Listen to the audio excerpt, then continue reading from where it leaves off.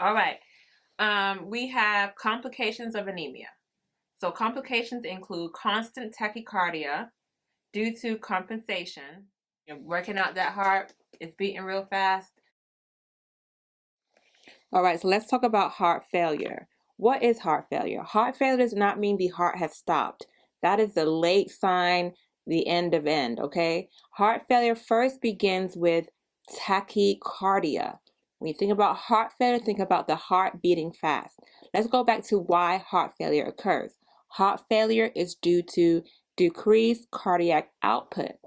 Low cardiac output means decreased perfusion. That's why it's linked to anemia, which is low red blood cells. Not enough perfusion to our vital organs, such as our liver, our spleen, our kidneys, is bad. So what happens? The heart secretes a hormone. It's called BNP, and that is known as brain natriuretic peptide hormone. If I pronounced it wrong, I'm sorry. I'm going to put the name here. But if it is greater than 100, that's indicative of heart failure. It's not normal.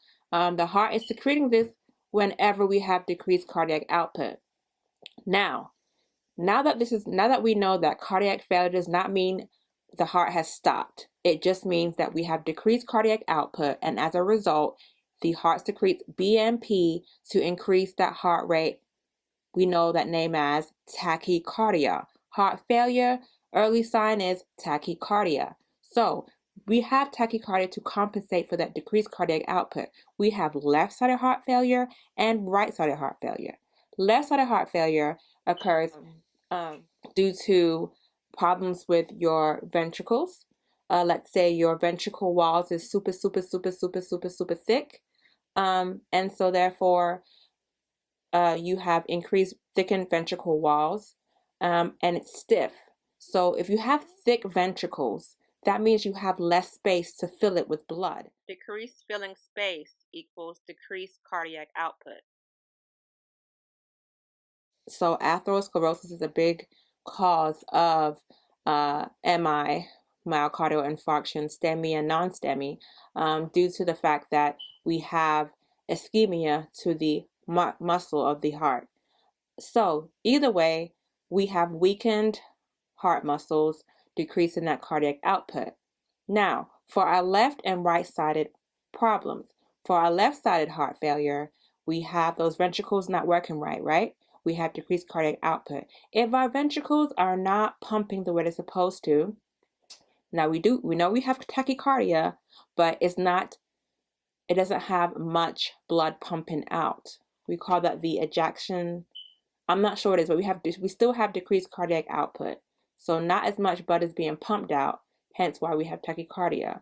So for our left-sided heart failure, we have decreased cardiac output. Basically, blood is backflowing to our lungs. So when you think about left-sided heart failure, think about the blood being backed up into our lungs due to the fact that they can't get all of it out due to weak muscles, right, from the ventricles, or just not enough space to pump out that blood, right, due to thickened ventricle walls.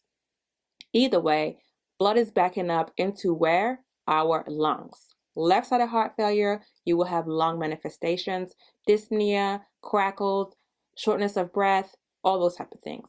Now, for our right-sided heart failure. Right-sided heart failure is due to things that have respiratory issues. Right-sided heart failure, think respiratory issues, RR. Now, what is that? Why do we have it?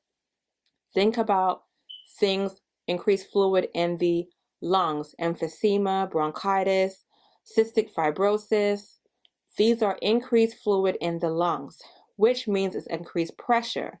Now we have increased pressure in the lungs that the right ventricle has to go against, and therefore it kind of hypertrophies. It gets really big, so that right ventricle has to counteract that pressure, and so it's a lot of strain on that right ventricle, and so that will cause right-sided heart failure.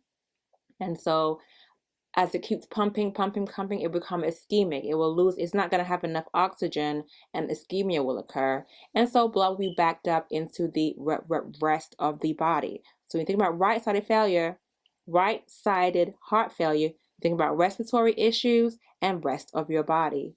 Blood being backed up into your periphery. So you will have basically swelling edema of the legs. You will have jugular vein distension. You will have hepatomegaly. And so that is a sign of right-sided heart failure. So we're going to administer oxygen. Of course, we're going to monitor O2 set, like I said. Monitor cardiac rhythm because of tachycardia. When you have decreased red blood cells, which means decreased perfusion, who compensates? The heart. Increasing that increasing that heart rate in order to try to get more red blood cells to the point of origin, which is our organs, right? So we have to monitor that. You're going to obtain weight. If blood backs up, what can you get?